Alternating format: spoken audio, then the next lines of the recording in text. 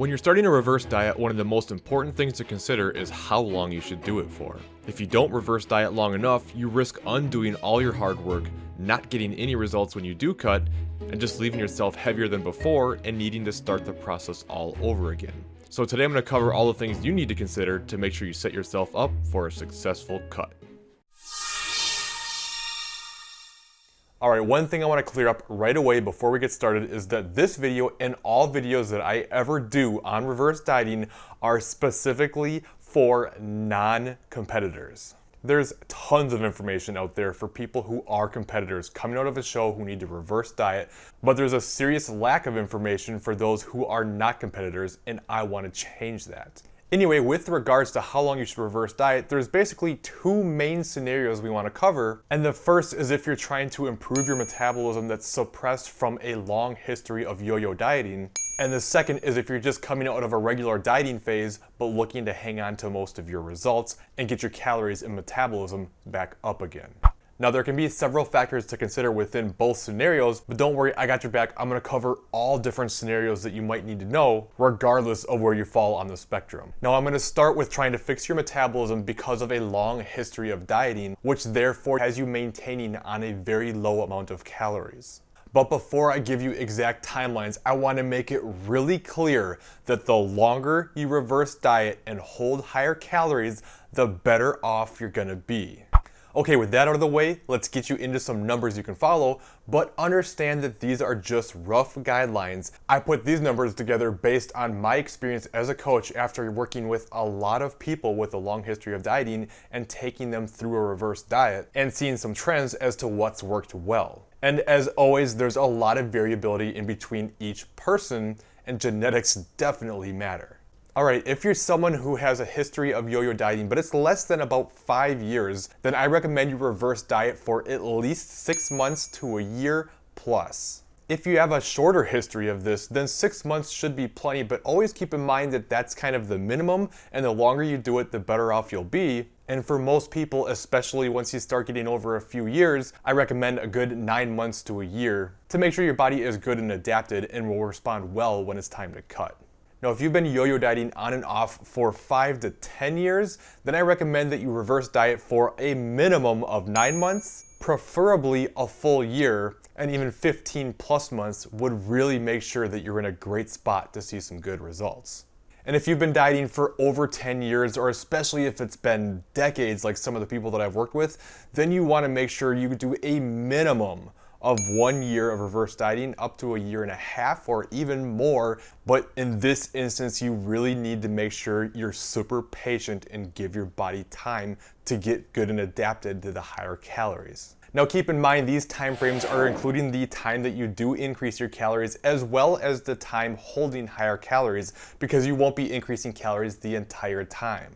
And most importantly, I cannot stress enough, you cannot reverse diet too long. However, you can most certainly not reverse diet long enough, and understand that rushing the process and trying to take shortcuts is what's gotten you in this mess, so be patient. Now, if you're someone who's just finished a dieting phase and don't necessarily have a long history of dieting or extreme dieting, but you just finished your diet and you're wondering how long you should reverse before you cut again, this next part is for you. Keep in mind as well, there's several reasons why you might be doing this, but I'm going to list 3 of the more common reasons. One being, you still have more weight you want to lose, but your body's just fighting you too hard, your calories are already low, your cardio is already high, and you just are stuck. This is where you need to give your body a break and work on returning your hormones and your metabolism back to a better place so you can come back later and get the rest of the weight off. The second reason would be your body's still responding okay, but you're just mentally worn out and tired of cutting, or for whatever reason, you just don't want to diet anymore. Well, now you reverse for a while and put yourself in a better position, and then you come back down the road and you'll be great. For instance, what I did with a lot of people who were going into the holiday season dieting is had them stop, go through like a mini reverse, so to speak, or more of an extended diet break, get through that holiday season, and then come back to diet again later from a better position. And then the third reason to reverse diet after you're done cutting is that you've reached your goal, you're just looking to roughly maintain, but you want to get your calories back up into a better place, or potentially even go into a muscle building phase to come back and diet again later. So in the first scenario where you're reverse dieting because your body's just fighting you too hard, you're already on low calories, probably high cardio, and your body just won't respond, ideally you want to make sure you reverse diet for at least as long as you had been dieting before going back to diet again. Now this isn't always the case, especially if you're someone who has a lot of weight to lose and say you've been cutting for like the last year. Well, you don't necessarily need to take a full year off of dieting, although there would certainly be benefit of doing that, but a good 6 months would probably put you back in a good spot again. But as always, the more patient you can be, the better. But if you're someone who is not coming from more of an obese side of things, then however long you cut, that's how long you want to reverse. So if you cut for 16 weeks, make sure you reverse for 16 weeks. Again, that's just the minimum. Ideally, if you could double that time, that would really make sure you're going to be in a great position next time you cut. It also depends on what some of your goals are. If your main goal is just to get some more weight off, that's one thing. If one of your bigger goals though is to build more muscle, that's a different story. So if you are someone who cares about building muscle, then take at least double the time off that you dieted. And again, the longer you can do it, the better off you'll be. Now, if you're someone who was dieting and just wanted a break for a while and your body was still responding, then length of time isn't too important here because you were already in a calorie deficit, your body was still responding. So chances are when you go back to dieting, you're still going to be a good spot. In fact, you should be in an even better spot after taking some time off and improving your hormones and metabolism. In this case, it's more of like a diet break, which of course, as mentioned, has those benefits, not only hormonally, metabolically, but also mentally, because dieting does take its toll. So don't be afraid to take these breaks and give your body the mental and physical break that it could use to keep the process working better long term. Now, if you're someone who's reached your goal and you're just looking to maintain your weight the best you can while getting your calories back up, then again, time frame doesn't really matter here because you have all the time in the world, since you're not planning to come back to cut anyways, at least not anytime soon. So now, depending on how badly you want to try to maintain that weight or at least keep it close, you want to be more patient with your calorie increases, because the slower you increase your calories, the less likely you are to gain more weight, and the faster you increase your calories, the more likely you are to gain more weight. And honestly, this is a spot where, if done right, it's kind of like a magic window where some pretty crazy things can happen if you stay really diligent to the process through the reverse.